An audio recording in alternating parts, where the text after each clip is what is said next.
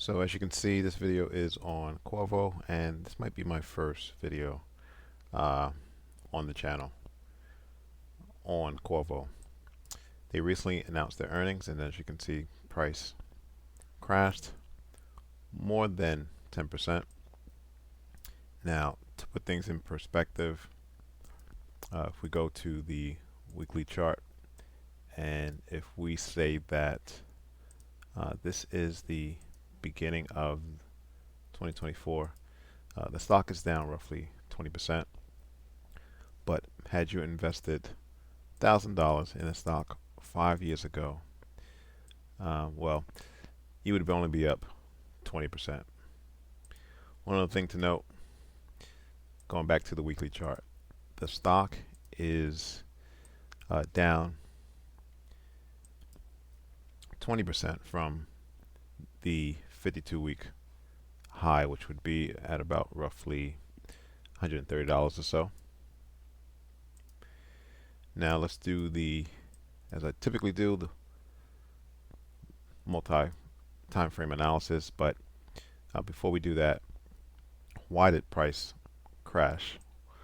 Well, they reported earnings. It was the first quarter earnings, and not only did they miss Wall Street expectations, but their forward guidance for the next quarter was also lower than Wall Street consensus. So, and this comes on the back of their inventories increasing. Now, I always say that Qorvo is a Apple derivative. At least in the past, they supplied parts to Apple, in particular the iPhone. And with the exception of Friday's news and earnings from Apple, they're not doing too well either. So with that said, let's get into the analysis. This is the monthly chart, and two things I want to point out. We're nowhere near this resistance support band at $80, but that would be the next level in play, as price is only about $15 away from this band. Now, I originally had a band at roughly $110.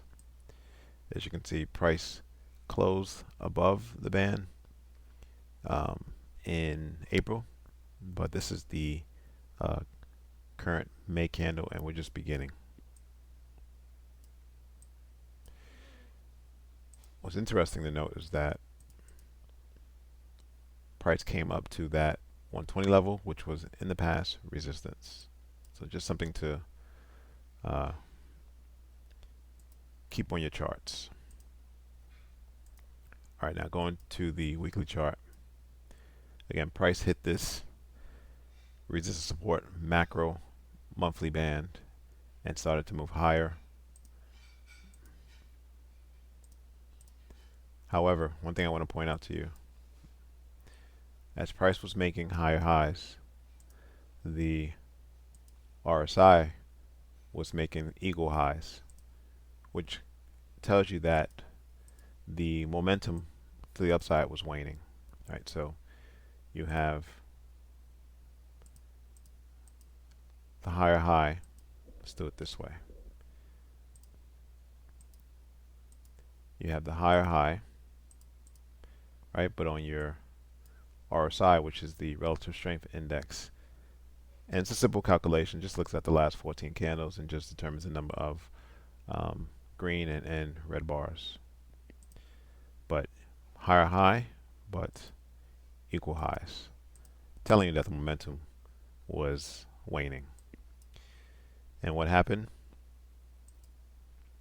Typically, when you get a break and a close below, you typically retest that trend line that you break and close below in this case, before continuing in the direction of the break and close. All right, so now looking at current pricing, going to the left and down, you have a little something here. Now, in order to really qualify that level as a weekly bias level, you need to go down to the daily chart just to kind of see that structure.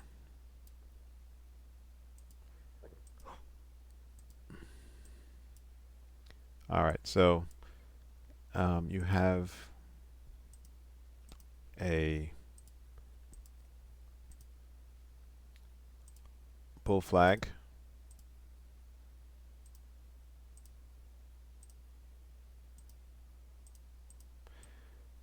but which resulted in a gap higher. But you see that there's no, it's not the type of volume they're looking for. I want to see some type of volume bar like this when you had this gap higher. All right, so, and you have another gap, but you know, it's above average volume, but not extreme. So for me, and then you look to the left and you have all this trading here. So I'm not convinced this level is going to hold, but we're going to keep it on the charts anyway.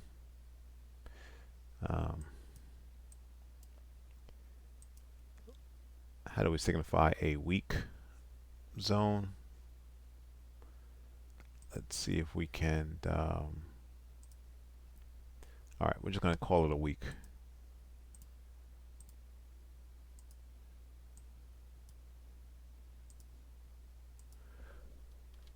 Call it a weekly. Buyers at 94, 92. But we'll say week.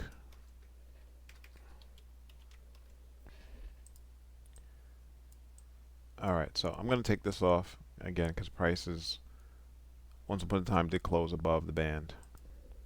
I'm going to leave the 120 level and dash line on. That's a level of resistance. The chart is suggesting the best levels to get long is going to be, again, a revisit to this support resistance monthly band. But let's see how price reacts to this weekly bias level at $92 in the coming weeks. Thanks for watching. Subscribe. Please like the video.